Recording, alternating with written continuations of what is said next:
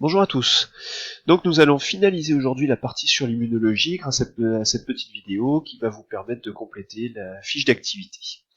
Voilà, donc lors d'une blessure, il y a une réaction inflammatoire, ça c'est ce qu'on avait déjà vu, avec une rougeur, un gonflement, une douleur, de la chaleur. Et cette réaction permet d'apporter au niveau de la plaie plus de sang, et en particulier les cellules du système immunitaire, comme les phagocytes, qui vont détruire les éléments étrangers par phagocytose, et de manière non spécifique. Donc la phagocytose, donc là on voit les vaisseaux sanguins, les bactéries qui sont rentrées suite à une blessure, et puis les phagocytes qui viennent donc digérer par phagocytose ces éléments. Donc la phagocytose, on l'a vu la dernière fois, se décompose en grandes étapes que sont l'accolement, qui permettent la reconnaissance de l'élément étranger, son absorption, la digestion grâce au suc digestif, et puis l'expulsion des déchets. Parfois ce système ne suffit pas et il y a d'autres cellules du système immunitaire qui entrent en jeu, ce sont les lymphocytes qu'on retrouve ici, donc très reconnaissables avec un énorme noyau et très peu de cytoplasme. Alors cette réaction est plus lente que celle de la phagocytose, mais elle est complémentaire et parfois plus efficace. Donc si les phagocytes font une reconnaissance non spécifique, ce n'est pas le cas des lymphocytes qui eux sont spécifiques, c'est-à-dire qu'ils reconnaissent un seul type d'élément étranger. À la surface de tous les éléments étrangers se trouvent des molécules que l'on appelle des antigènes. Ici, on en a des bleus, on en a des gris, on en a des rouges. Les lymphocytes, eux, possèdent des anticorps, qu'on voit ici, avec deux sites de fixation des antigènes, qu'on voit ici en vert, donc qui correspondent à un antigène. Chaque anticorps est spécifique à un antigène, et donc un lymphocyte va pouvoir se fixer à un seul type d'antigène. La première étape de cette réponse est donc de trouver le bon lymphocyte qui possède l'anticorps correspondant à l'antigène étranger. Lorsque l'antigène est extracellulaire, c'est-à-dire qu'il se trouve à l'extérieur des cellules, comme c'est le cas avec les bactéries par exemple, ce sont les lymphocytes B qui entrent en jeu. Le bon lymphocyte va être trouvé, c'est-à-dire que son anticorps correspond au bon antigène, on trouve l'antigène, c'est celui-ci qui correspond à l'antigène, il va être sélectionné, et à partir de là, il va pouvoir se multiplier, il est activé, il va pouvoir se multiplier par mitose, et on va obtenir ainsi un très grand nombre de lymphocytes à l'intérieur des ganglions lymphatiques. Donc la multiplication se fait à l'intérieur des ganglions lymphatiques. Pour résumer sur votre schéma, la première étape est la fixation de l'anticorps sur l'antigène, la reconnaissance, donc l'activation du lymphocyte B, puis la multiplication de ce lymphocyte B dans les ganglions et la transformation en cellules sécrétrices. Cette multiplication des lymphocytes B produit le gonflement des ganglions que le médecin peut palper pour voir s'il y a une infection. Ces ganglions ils vont être un petit peu plus gros.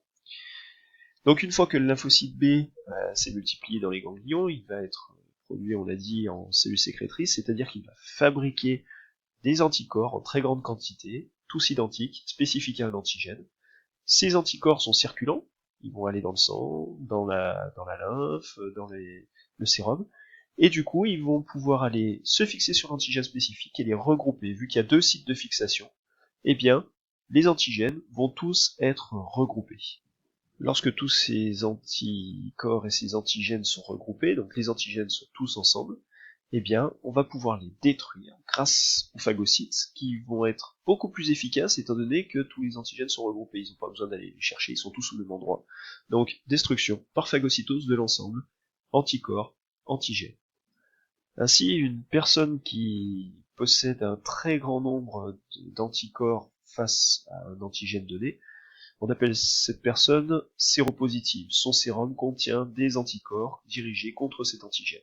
Si la personne ne possède pas d'anticorps, on dit qu'elle est séronégative. Lors de cette réaction, qui est quand même relativement complexe, certains lymphocytes B sont mis en mémoire. Ils permettent, lors d'un contact avec le même antigène, d'avoir une réponse plus rapide sur le second contact. Donc on a ainsi deux types de réponses. Si on n'a jamais vu l'antigène, si on n'a jamais été en contact avec l'antigène, il faut un certain temps pour pouvoir commencer à produire des anticorps, parce qu'il faut trouver le bon lymphocyte B qui correspond à l'antigène. On a une première réponse avec un nombre d'anticorps donné. Si on a un deuxième contact avec le même antigène, eh bien, grâce à ces lymphocytes mémoire, on va pouvoir avoir une réponse plus rapide. Donc là, il n'y a pas le délai de la première semaine, c'est beaucoup plus rapide. Et la quantité d'anticorps est beaucoup plus importante. Donc, pour résumer sur votre schéma, l'immunité par les lymphocytes B, donc c'est une immunité spécifique.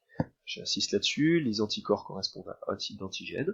On a une première étape qui est l'activation, puis une deuxième étape où les lymphocytes B vont se multiplier pour produire un très grand nombre d'anticorps circulants qui vont aller se fixer aux antigènes, les regrouper, et ces antigènes vont pouvoir être détruits grâce à la phagocytose.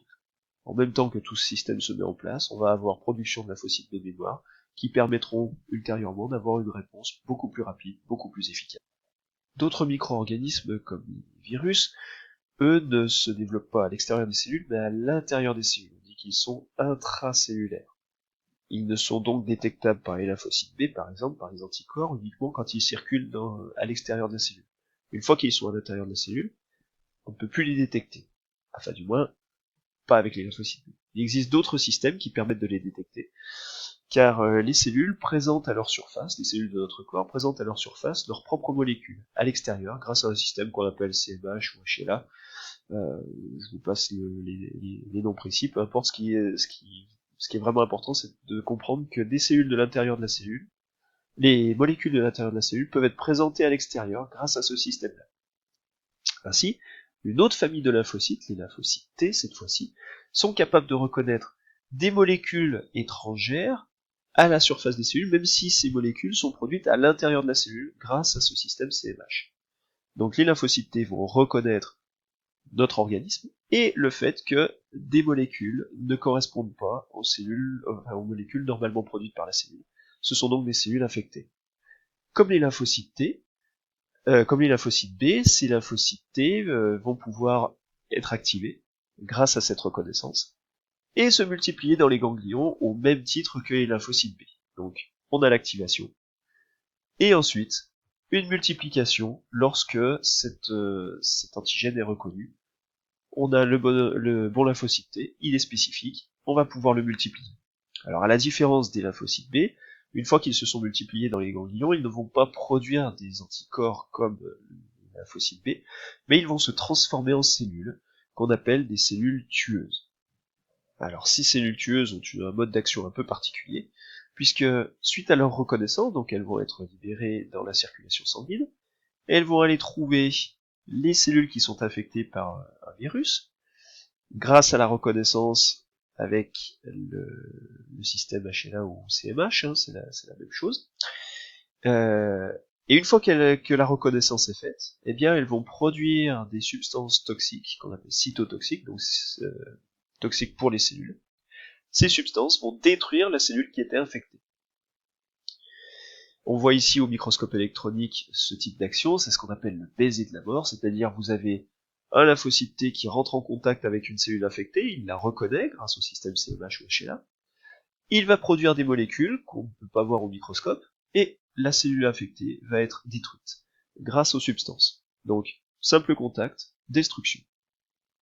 Pour résumer avec ce système, donc, quand on est en intracellulaire, c'est-à-dire on a un virus par exemple qui se trouve à l'intérieur de la cellule, ce sont les lymphocytes T qui entrent en action, qui reconnaissent les molécules produites qui sont anormales, ils vont se multiplier, se différencier en cellules tueuses, puis retourner dans la circulation pour aller rejoindre les cellules infectées et les détruire grâce à l'action de substances chimiques.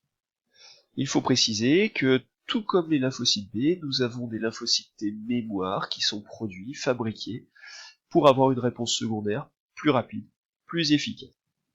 Alors il y a des applications de ces découvertes que sont la vaccination. Louis Pasteur a fait des expérimentations par rapport à ces éléments. Donc il avait oublié dans son laboratoire des cultures de bactéries responsables du choléra chez les poules. Il eut la curiosité de les inoculer à des poules saines. Le résultat, c'est qu'elles survécurent, et il a donc amplifié et il a poussé un petit peu l'expérimentation. Il a pris 20 poules qui n'ont jamais été atteintes par la maladie, il les a contaminées par le virus, et au bout d'un ou deux jours, les poules mouraient. Il a pris d'autres poules, auxquelles il a injecté 3 à 4 fois des microbes très atténués, c'est-à-dire qui avaient été entre guillemets oubliés.